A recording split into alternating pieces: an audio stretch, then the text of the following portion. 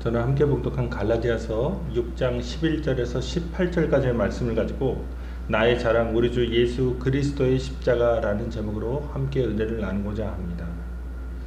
오늘이 바로 예수님이 예루살렘에 입성한 것을 기념하는 종려주일입니다. 종려주일로부터 이제 고난주간이 시작됩니다. 예수님께서 예루살렘에 입성하시고 목요일에 겟세마네 동산에서 밤에 기도하시다가 악한 무리에게 붙잡히셔서 고초를 당하시고 금요일 아침에 십자가에 못 박혀 운명하신 그런 예수님의 고난, 예수님의 그 십자가의 사랑을 기념하는, 그리고 묵상하는, 근신하는 한 주간이 고난주간입니다. 오늘은 이 고난주간의 중심이 되는 예수님의 십자가에 대해서 함께 생각하고 하는 시간을 갖고자 합니다. 사람들은 자기 자신에 대해서 자랑하는 것들이 있습니다. 지식에 대해서도 자랑하죠. 마치 자기가 세상의 모든 것을 아느냐, 그렇게 자기의 지식에 대해서 확신을 갖고 사는 사람들, 그리고 다른 사람들과 이야기할 때 자신의 지식을 강요하는 사람들이 있습니다. 또 고상한 취미, 요새 취미가 하도 많으니까요. 근데 저희 때는 클래식 음악 듣는 친구들, 혹은 메탈 듣는 친구들, 그러니까 그냥 쉬운 보통 사람들이 즐겨 듣는 음악에서 넘어서는 그런 음악들을 듣는 것을 자랑스럽게 생각하는 친구들이 있었습니다. 최근에 와서는 자기 자신에 대해서, 사생활에 대해서 노출하는 그런 문화가 있죠. 인스타그램이라든가 페이스북이라든가 이런 데 자기 자신을 노출합니다. 그러면서 맛있는 것을 먹은 것, 혹은 해외여행 간 것, 특별히 멋있는 그런 경치라든가 또 유명인과 이렇게 만났을 때 사진 찍는 것들, 또 그런 것이 하나의 자랑의 수단입니다. 자신의 가문, 가정에 대해서 자랑하는 사람도 있고, 자신이 소속한 대학이라든가 직장이라든가 이런 것에 대해서 자긍심을 갖는 그런 사람들도 있습니다. 그런데 한번 제가 질문드리고 싶은 건 이겁니다. 여러분은 어떤 것을 지금 자랑하고 계십니까? 여러분에게 자긍심을 주는 것, 나는 정말 이래, 어떤 것을 뽐내고 싶다 하는 그런 자랑의 주제가 무엇입니까? 그런데 오늘 본문에서 사도 바울은 14절에서 분명하고 단호하게 얘기합니다. 내게는 우리 주 예수 그리스도의 십자가 외에 결코 자랑할 것이 없다라고 선포합니다. 예수님과 관련돼서 우리가 기억하고 있는 정말 아름다운 모습, 자랑스럽게 선포할 수 있는 그런 것들이 있습니다. 성육신, 하나님의 아들이신 그분이 어린아이로 이 땅에 태어나셔서 자기를 낮추고 낮추신 그런 모습, 그럼에도 불구하고 천사들이 노래했고 동방박사 세 사람이 황금과 유향과 모략을 드리면서 그분을 높였던 성육신도 예수님의 아름다운 면모입니다. 거기에 공생의 사역에서 많은 병자를 고치시고 귀신들을 내어쫓으시면서 풍랑이나 바다도 잠잠케 하시고 죽은 자까지 살리시는, 그리고 가난하고 연약한 자들, 문둥병자의 손을 만져주신 그런 모습들, 그런 공생의 사역의 모습도 우리가 그분을 찬양하고 기억할 수 있는 부분입니다. 거기에 부활도 있죠. 하나님의 아들로서 인정받으시는 그 놀라운 사건, 장사된 지 사흘 만에 그분은 죽은 자들로부터 부활하셔서 또 승천도 있습니다. 그리고 승천하셔서 하나님 보좌 우편에 앉아 계시다고 하는 그런 선포도 우리가 예수님과 관련해서 기억할 부분입니다. 또 재림도 있습니다.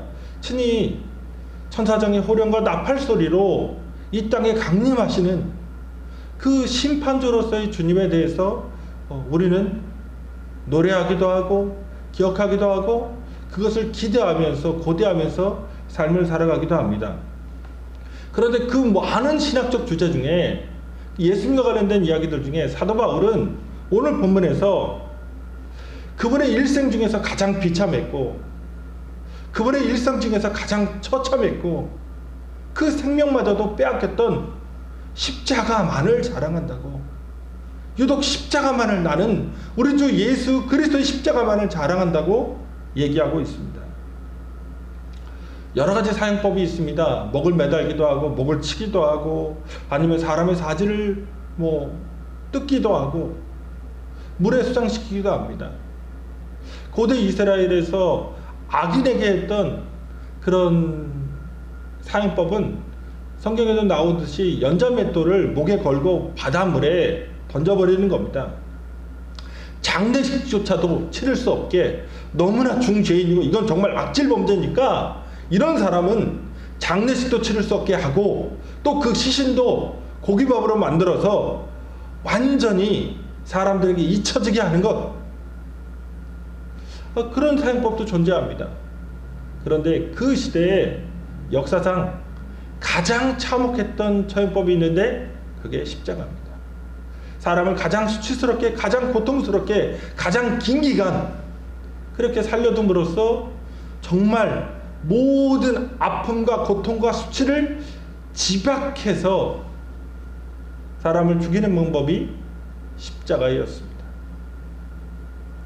고대 로마나 이탈리아 내에서 그래서 십자가형은 한 번도 치러진 적이 없습니다. 로마라고 하는 도시국가, 그리고 세계 대제국의 수도 안에서 십자가형은 거행되지 않습니다. 그리고 그 로마를 둘러싸고 있는 가장 중요한 주인 이탈리아에서도 십자가형은 거행되지 않았습니다. 잘 아시다시피 로마 시민은 십자가형을 당하지 않았습니다. 많은 사람들을 죽이기도 하고 많은 전쟁에서 참여해서 잔혹한 그런 전투를 치렀던 로마 병사들에게도 십자가형에 대해서 이야기하는 것은 금기시되었습니다. 역사의 보고에 의하면 로마 황제는 자신 앞에서 십자가라는 이름을 거명했기 때문에 그를 끌어내 채찍질하라고 명령한 사건도 존재합니다. 왜냐하면 십자가형은 한 번 보면 평생 뇌리에서 잊혀지지 않습니다. 악몽처럼 엄청난 두려움과 엄청난 고통으로 평생에 기억되는 처형 방법이 십자가형이었습니다. 그렇게 예수님이 십자가에서 돌아가신 그분이 구주가 되신다, 부활하셨다, 하나님이시다, 하나님의 아들이시다 라고 하는 것은 다른 종교에서 기독교를 공격할 때 그럴 수 없다, 십자가형을 당한 사람이 어떻게 구원자가 되고, 십자가형을 당한 사람이 어떻게 하나님의 아들이고, 어떻게 그가 하나님의 뜻을 이 땅에서 실현한 사람인가 라고 공격받았습니다. 그런데 사도 바울은 이 십자가를 기독교 신앙의 핵심으로 올려놓습니다. 그는 오직 예수 그리스도의 십자가 외에는 자랑할 것이 없다라고 고백합니다. 우리가 기독교인이라면 오늘 고난주간을 맞이해서 우리가 신학을 하든 교회 봉사를 하든 목회자가 되든 아니면 교회 중직이든 아니면 정말 선량한 기독교인으로서 살아가려고 하든 자랑할 것이 무엇이냐? 내가 이 세상에서 추구하는 것, 내가 이 세상에서 가장 가치도해야 하는 것이 무엇이냐고 묻는다면 그것은 오직 예수 그리스도의 십자가밖에 없을 것입니다. 많은 주석가들이 오늘 본문 갈라디아서 6장 11절 이하의 본문이 맨 마지막 본문이거든요. 갈라디아서에. 이게 갈라디아서의 요약본이라고 그렇게 부릅니다. 이 요약본의 핵심에서 사도 바울은 오직 예수 그리스도의 십자가밖에 자신이 자랑할 것이 없다고 분명하게 선언했습니다. 그러면서 다시금 우리가 우리 주 예수 그리스도의 십자가에 대해서 깊이 있게 들여다보고 우리의 삶이 얼마나 이 십자가 신앙에서 벗어나 있는지, 그래서 어떻게 십자가 신앙으로 다시 돌아가야 되는지에 대해서 함께 생각을 하고자 합니다.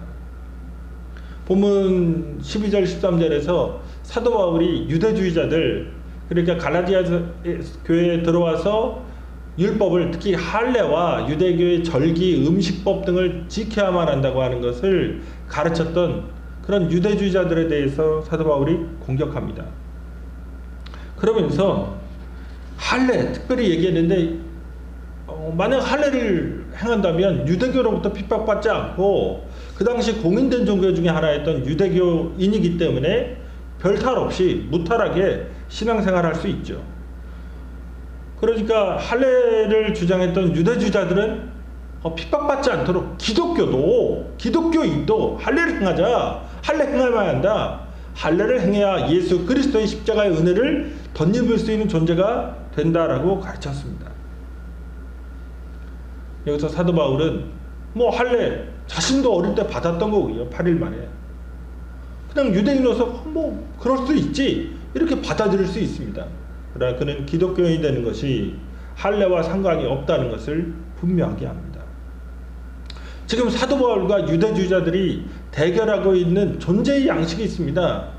뭐냐면 유대주의자들은 조상들의 전통적인 그런 관습, 그리고 주변 사람들이 인정하는 그 공인된 종교로서의 받아들이는 그런 행태, 이런 것들을 그대로 유지하자.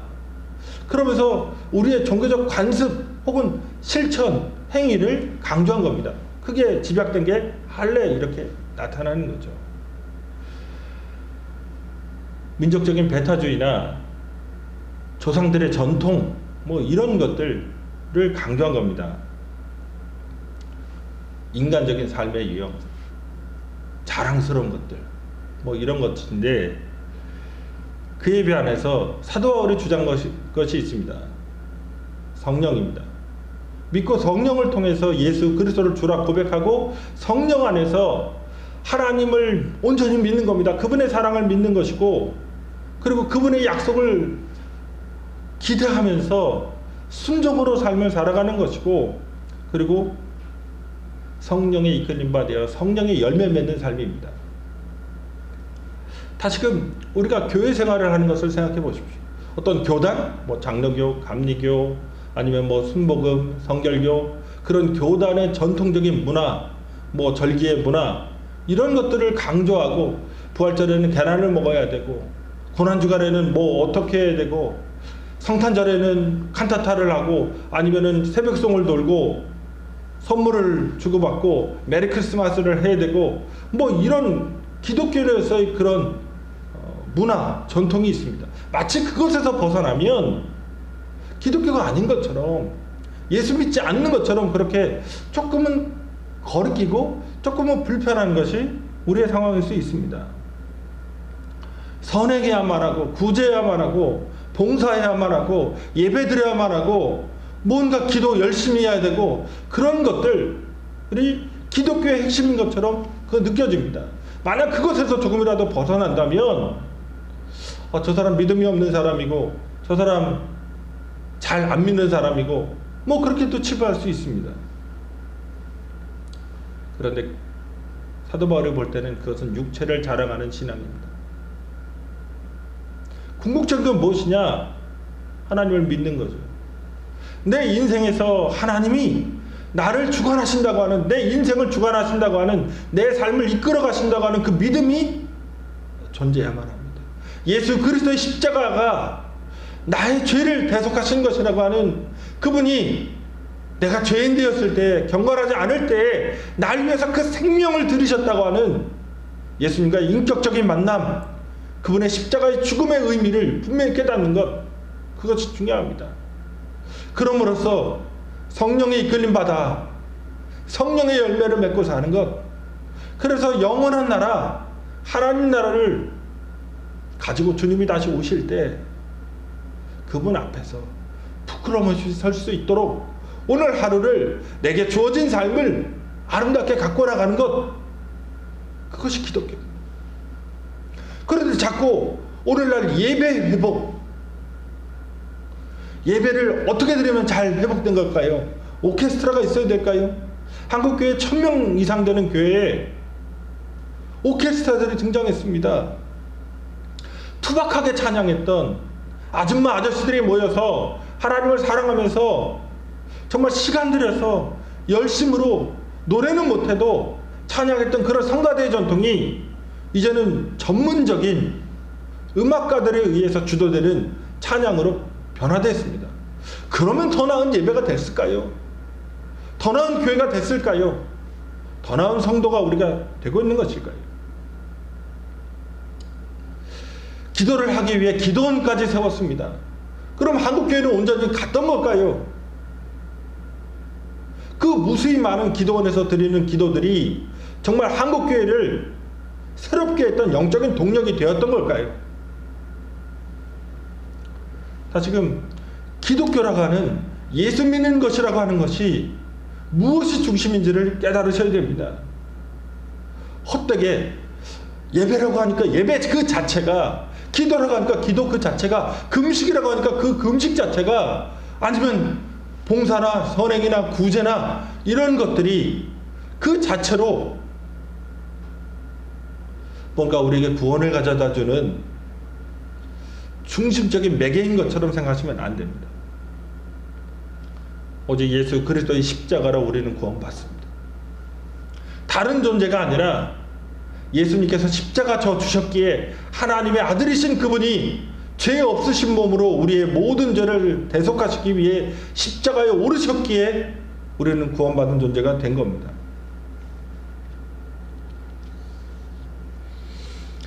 교회 안에서 믿음이 좋다고 하는 사람들이 갖고 있는 생각은 자기는 도덕적으로 우월하고 도덕적으로 깨끗하고 또 교회 봉사나 예배나 이런 것에 상당히 열심을 가지고 있다. 그래서 나는 부족함 없는 그런 신앙이다. 이런 것들이 은연중에 이제 깔려 들어갑니다. 그러니 다시금 십자가 앞에 서셔야 됩니다. 그 모든 것들이 우리에게 구원을 가져주지 않습니다. 오직 예수 그리스도께서 그 모진 십자가에서, 그 참혹한 십자가에서 돌아가 주셨기 때문에 우리는 구원받습니다. 오늘 우리가 십자가를 분명히 만나야 됩니다. 내 도덕과 내 가치와 내 삶의 열심과 내 삶의 능력과 내 삶의 지혜가 내가 뭔가 다른 사람보다 특이하게 잘하는 그것들이 나를 구원으로 이끌지 않는다는 그런 얘기입니다. 기독교는 자기의 힘으로 구원받는 종교가 아닙니다. 나 자신을 강화하고 나 자신을 드러내서 하나님께 사랑받는 그런 종교도 아닙니다. 그 종교 속에서 벌어지는 일 속에서 내가 자랑스럽게 드러내고 싶은 것들을 행한다고 내가 구원받거나 하나님께 인정받는 그런 것이 아닙니다.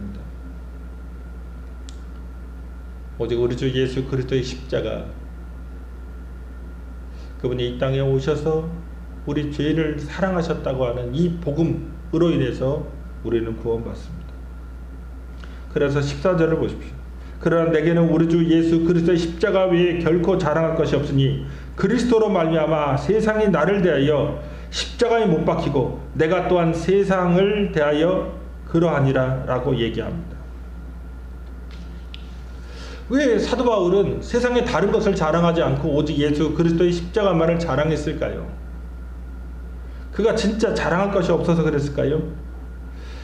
제가 예전에 빌립보서 강해를 한 적이 있는데 빌립보서 3장에서 보면 육체를 신뢰하는 그 유대주의자들에 대해서 거부하면서 사도 바울이 이런 얘기를 합니다. 3장 5절에 내가 8일 만에 할례를 받고 이스라엘 족속이요 베냐민 지파요 히브리인 중에 히브리인이요 율법으로는 바리새인이요 열심으로는 교회를 박해하고 율법의 의로는 흠이 없는 자라. 여기서 일곱 개를 들이댑니다. 잘 알다시피 일곱은 완전수죠. 그 중에 가장 그 중심에 있는 네 번째 거, 히브리인 중에 히브리입니다.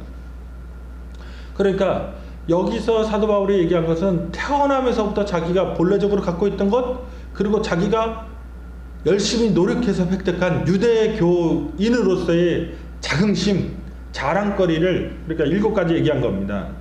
8일 만에 할례 받았죠. 지금 고향이 길리기 하성 다소입니다. 그는 터키 소아시아에서 태어났습니다. 그런데 거기서도 율법을 지킨 가정에서 태어났습니다.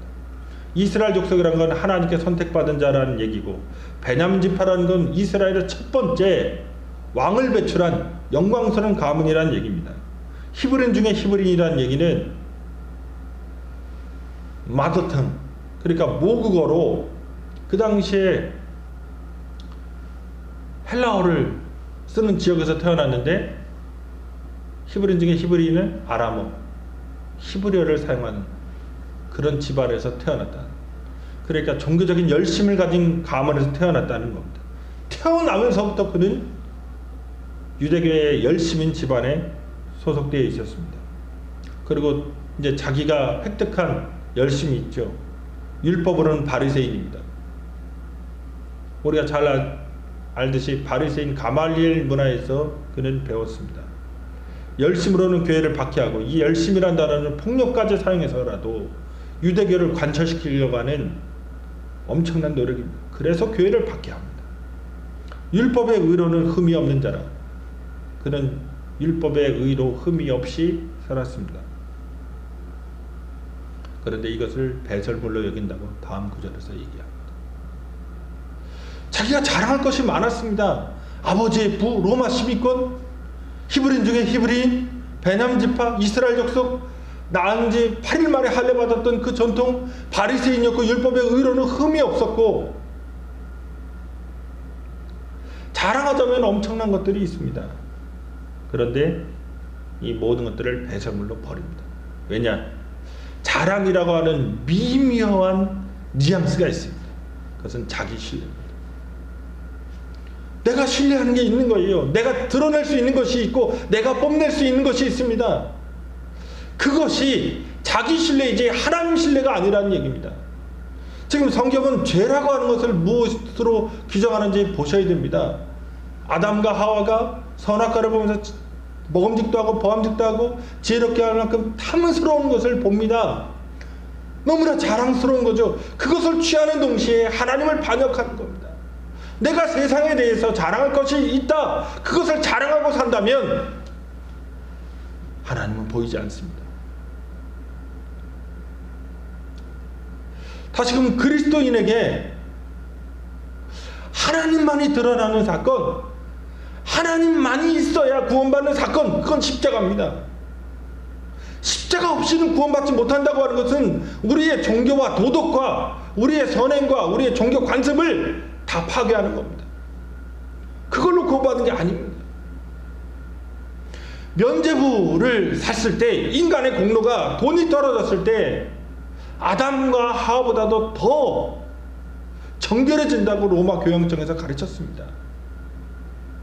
어떻게 보면 돈도 내고 성당도 짓고 자기도 구원받고 자기 조상도 연옥에서 천국으로 올라가는 정말 엄청난 효과를 가져다 주죠. 그러나 종교개혁의 전통, 성서의 전통은 인간의 행위로 구원받을 수 없다는 얘기입니다. 오늘 제가 처음에 드렸던 질문이 그거였습니다. 여러분은 무엇을 자랑하고 사십니까? 무엇을 뽐내려고 하십니까? 자랑하려고 하는 것, 뽐내려고 하는 것, 이미 그 정신 안에서 예수의 십자가는 사라집니다. 우리는 구원자가 필요했기 때문에, 할 수 없는 죄인이기에, 전적 타락이기에, 아무리 예수를 믿어도, 아무리 예배를 드려도, 아무리 기도를 해도, 아무리 발버둥을 쳐도 이 땅을 사는 한 여전히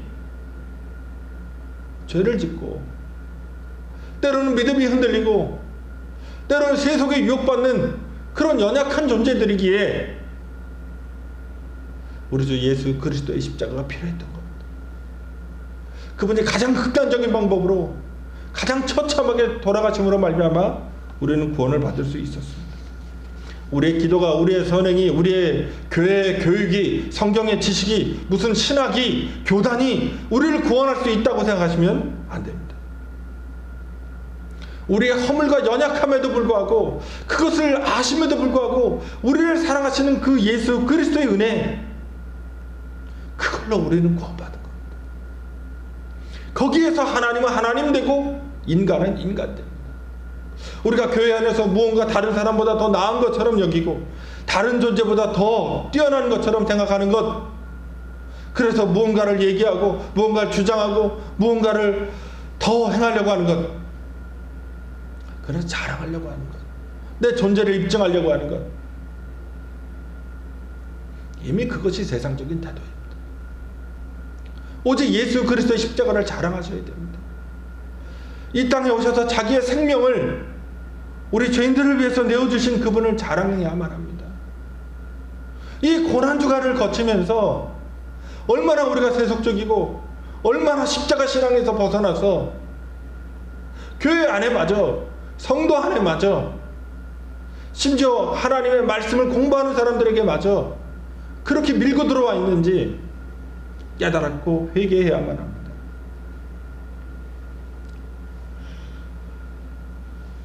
성도, 기독교인이라고 하는 것은 그리스도만을 자랑하는 사람입니다. 그래서 그리스도인이라는 이름을 얻은 겁니다. 세상이 뭐라 해도 그리스도만을 자랑한다면 신경 쓸 것이 없습니다.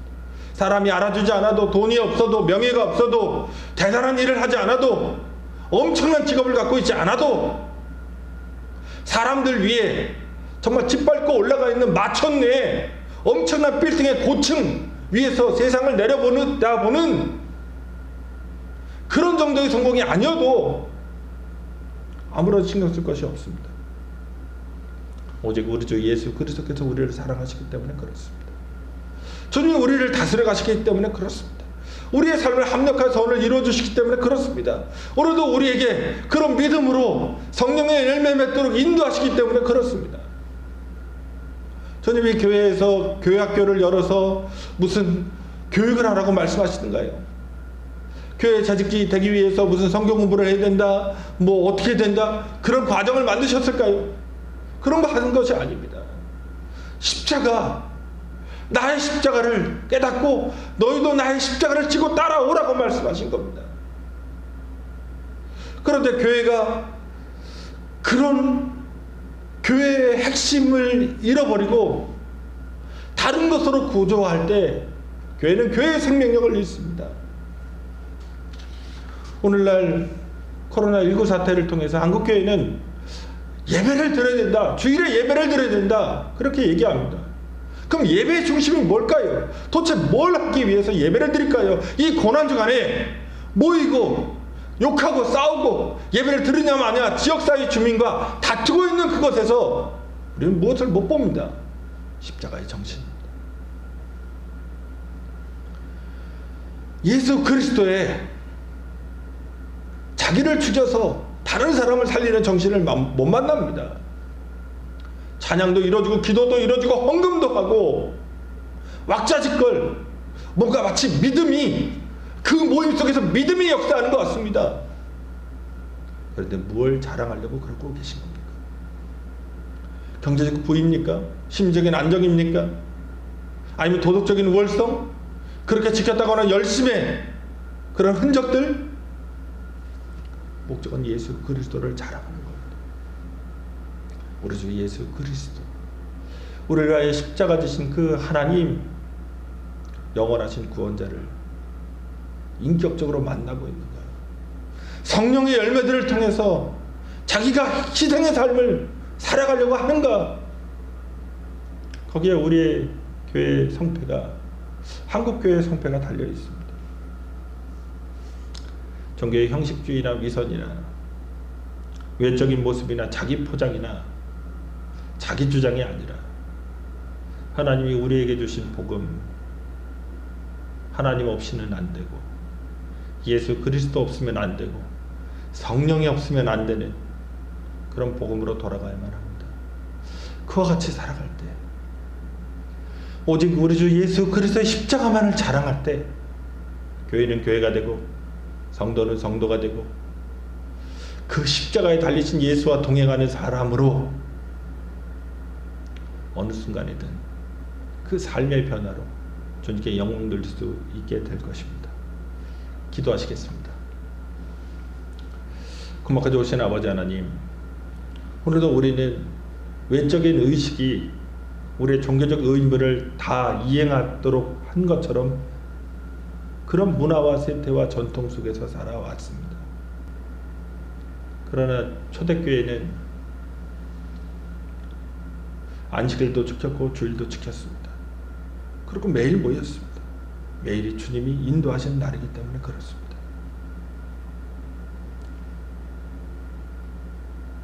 다시금 기독교의 정체성이 무엇인지를 기억하게 하셔서 예배의 회복, 영성의 회복, 그런 단어들에 휘둘리지 않고 십자가 신앙을 회복하게 하여 주시옵소서. 십자가만을 자랑하는 자들 될 수 있게 하시고 이 못난 죄인들을 구원하기 위해 십자가에서 몸짓고 피 흘리신 예수를 뜨겁게 만나는 그런 기회를 고난주간을 통하여 회복할 수 있도록 주님을 깊이 묵상할 수 있도록 역사하여 주시옵소서. 우리가 어떻게 믿어가는지를, 어떻게 살아가고 있는지를 되돌아보는 시간 갖게 하시고 오직 하나님이 하나님 되는 시간, 성도가 성도가 되는 시간 될 수 있도록 주님 역사하여 주시옵소서. 그와 같이 하신 하나님 감사합니다. 홀로 영광받아 주시옵소서. 감사드리오며 예수님의 이름으로 기도드립니다. 아멘.